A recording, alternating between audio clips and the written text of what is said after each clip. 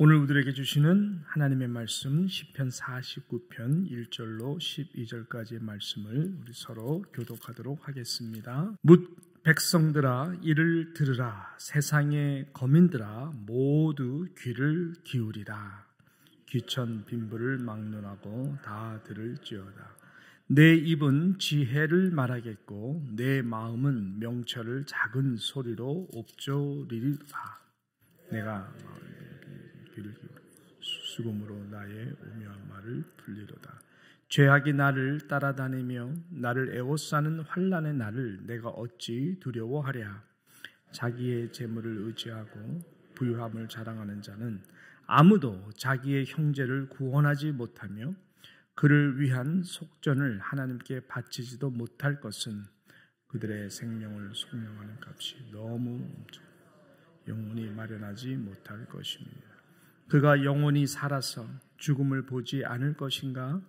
그러나 그는 지혜 있는 자도 죽고 어리석고 무지한 자도 함께 망하며 그들의 재물은 남에게 남겨두고 떠나는 것을 보게 되리로다.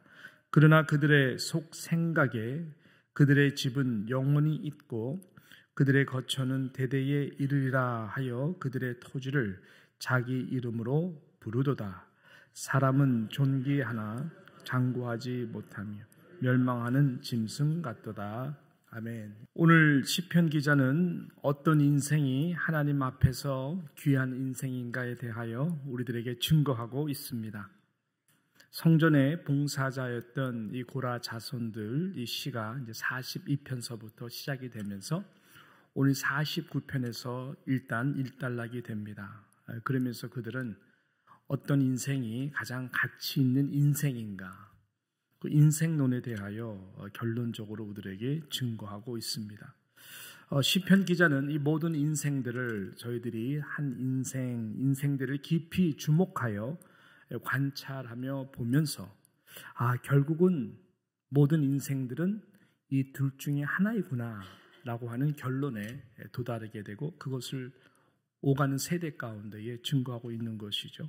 결국은 그 인생이 존귀한 인생인가 아니면 존귀하지 않은 인생인가, 하나님이 인정을 하는 그러한 존귀한 인생인가 그렇지 않은 인생인가, 이 둘 중에 하나로 갈리는구나가 이 시편 기자의 결론이었습니다. 그래서 우리가 읽었던 이 말씀, 이 12절이 결론이잖아요. 오늘 본문 이렇게 말씀하지 않습니까? 자, 12절 말씀 보니까 이렇게 말씀해요. 사람은 존귀하나 장구하지 못하며 멸망하는 짐승 같도다 라고 말씀하죠. 자, 그 다음에 우리가 읽지 않았지만 내일 본문의 마지막 절이 더 결론인데 거의 똑같은 톤으로 반복합니다. 20절 말씀 어떻게 말씀하죠? 존귀하나 깨닫지 못하는 사람은 어떤 인생? 멸망하는 짐승 같도다. 이것이 고라 자손이 지금 내리고 있는 인생에 대한 결론이다라고 하는 것입니다. 이 둘 중에 하나다라고 하는 것이에요. 좀 더 풀어서 말씀드린다면은 한 부류의 인생은 존귀함을 신앙으로 잘 지켜서 하나님 앞에서 끝까지 살아간 인생이고요. 또 다른 부류의 인생은 하나님이 허락해 주신 그 존귀한 그 생명의 한 인생을 마치 짐승과 같이 살다가 가는 그러한 인생을 말하고 있는 것입니다. 여러분, 존귀한 인생이라고 하는 것은 지금 시편 기자가 이 시편 말씀을 통해서 말씀하는 이 짐승과 같이 살아가지 않는, 또 그렇게 안 살려고 노력하는 자들이 이 존귀한 인생이다라고 말하는 것입니다. 왜 그럴까요? 왜냐하면 하나님이 우리에게 한 인생을 허락해 줬을 때는 하나님이 우리에게 원래 창조하신 그 오리지널 계획, 그 오리지널 그 디자인, 오리지널 그 인텐션, 즉 하나님의 형상을 회복하기 위해서 살아가야 되는 것이 귀한 인생이다. 그래서 하나님의 영을 우리 가운데에 짐승에는 없지만 우리 인간에게는 그 영을 주셨기 때문에 그렇다라고 하는 것이죠. 그래서 우리의 선한 양심을 따라서 하나님의 영으로 살아가야 된다. 비록 육이라고 하는 짐승과 별 차이가 없는 이 몸뚱어리로 저와 여러분이 이 보이는 이 땅 가운데 살아가지만 우리 안에 있는 하나님을 믿게 하는 또 경외하게 하는 그 영으로 우리는 끊임없이 자신과 싸워 육과 싸워서 생각하고 사고하며 살아가는 삶, 그것이 존귀한 인생이다 라고 말씀하는 것이죠. 할렐루야. 그러나 우리는 짐승이 아니지만 짐승과 같이 살다가 가는 멸망에 이르는 삶들이 있다라고 하는 것입니다. 실은 많은 사람들이 이렇게 살아가죠. 시편 기자가 그것을 말씀합니다. 짐승들과 같이 마치 영이 그 안에 없는 자와 같이 육으로 생각하고 육으로 살다가 가는 인생이 너무나 많다. 그럼 어떠한 자들일까? 이 특징들에 대해서 오늘 시편 기자는 우리들에게 몇 가지로 말씀하는데요. 첫 번째는 봤더니 보이는 세상의 것을 의지하며 살아가는 자들이 결국 짐승과 같이 살다가 멸망하는 자더라라고 하는 것입니다. 6절 말씀이죠. 6절 말씀 함께 읽을까요? 6절 말씀 시작. 자기의 재물을 의지하고 부유함을 자랑하는 자는 라고 특징입니다. 예, 특징. 인생은 뭐니 해도 역시 머니가 있어야 돼. 여러분, 돈을 싫어하는 사람이 어디 있을까요? 예, 돈을 싫어하는 사람은 한 명도 없습니다. 문제는 돈을 너무나 사랑한 나머지 자신의 영혼을 팔아서라도 자신의 양심, 영혼을 팔아서라도 그 재물을 모으는데 급급한 인생. 또 그렇게 모아졌어요. 모아진 그 부유함을 자랑하는 인생이 곧 짐승과 같이 멸망할 인생임을 성경은 우리들에게 말씀하고 있는 것입니다. 여러분, 우리는 그렇게 살아가면 안 됩니다. 보이는 것이 아닌 보이지 않는 정말 천국의 재물을 쌓고 살아가는 우리 누장의 모든 성도들이 되시기를 축복합니다. 자, 두 번째로 그러다 보니까 저들의 그 인생관이 어떻게 형성이 된다고 말씀합니까? 영적인 일에는 관심이 없는 거예요. 남을 위해 섬기는 인생에 대해서도 관심이 없어요. 오직 자신만을 위하는 이기주의, 인생론으로 살아가는 인생을 살도다라고 하는 것입니다. 그 말씀에 대해서 7절이 우리들에게 증거하고 있습니다. 이렇게 말씀해요. 아무도 자기의 형제를 구원하지 못하며 그를 위한 속전을 하나님께 바치지도 못할 것은 이라고 말씀하고 있습니다. 이것이 존귀한 인생이 아닌 이 짐승과 같이 살다가 가는 인생의 모습이다라고 하는 것입니다. 육으로 살아가는 사람들은 절대로 다른 사람의 영혼 구원에 대하여 관심도 없고요. 능력도 없습니다. 그리고 구하지도 않습니다. 왜냐하면 자신의 영혼조차도 여러분 전혀 결말에 대해 의도적으로 관심을 갖지 않는데 어떻게 다른 영혼의 구원을 위하여 관심을 가질 수가 있을까요? 없습니다. 그를 위한 속전, 무슨 말일까요? 어렵고 힘든 영혼들에 대한 자신의 그 물질을 가지고 남을 구제하는 일에도 인색합니다. 내가 어떻게 모은 돈인데, 내가 어떻게 번 돈인데 있어도 하지를 못합니다. 성경의 말씀대로 오직 자신의 배만 채우기 위하여 급급하여 살아가는 자들입니다. 짐승이죠. 양보라는 것, 남에 대한 배려라는 것, 결정적인 순간에 없습니다. 동물의 세계가 그렇거든요. 동물의 세계는 배려라는 게 없어요. 강한 자가 약한 자에 대한 배려가 없어요. 사나운 뿐입니다.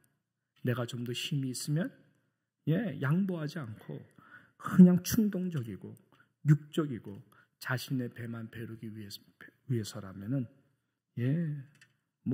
상대방이 아픔이고 뭐고 관심 없습니다. 자, 끝으로 짐승과 같이 사는 자의 특징에 대해서 말씀하죠. 결정적인 부분인데 자신의 죽음 앞에 자신이 얼마나 연약하고 헛되며 유한한 인생임을 끝까지 깨닫지 못하다가 가는 인생이다 라고 말씀합니다. 9절과 10절이 그것을 우리들에게 증거를 하고 있죠. 실은 11절도 말씀하고 있는데 우리 9절, 10절, 11절 같이 함께 읽습니다. 그가 영원히 살아서 죽음을 보지 않을 것인가? 그러나 그는 지혜 있는 자도 죽고 어리석고 무지한 자도 함께 망하며 그들의 재물은 남에게 남겨두고 떠나는 것을 보게 되리로다. 11절. 그러나 그들의 속 생각에 그들의 집은 영원히 있고 그들의 거처는 대대에 이르리라 하여 그들의 토지를 자기 이름으로 부르도다 라고 말씀하고 있습니다. 이런 자들이 짐승과 같이 살다가 멸망하는 자의 특징이더라 라고 하는 것이 이 고라 자손의 결론입니다. 죽음 자체를 부인하는 사람들은 단 한 명도 없을 것입니다. 그러나 짐승과 같이 사는 자들의 특징은 오케이, 죽음은 끝이다. 죽음은 인생을 즐길 수 없다. 그런 전제 아래 죽기 전에 죽는 것이 아까워서 별짓을 다 하며 살려고 하죠. 그리고 생명이 붙어 있는 순간 죽음은 인정을 하지만 절대로 내가 죽는다는 것은 인정하지 않습니다. 수많은 시간들 다른 사람들의 장례는 가서 애도하는 척은 할지언정 내가 저 사진, 영적인 주인공이 될 것이라는 것에 대해서는 생각을 안 하려고 합니다. 끝까지 부인을 합니다. 그래서 오늘 11절에 있는 이 말씀과 같이 그러나 그들의 속 생각에 다 봐요.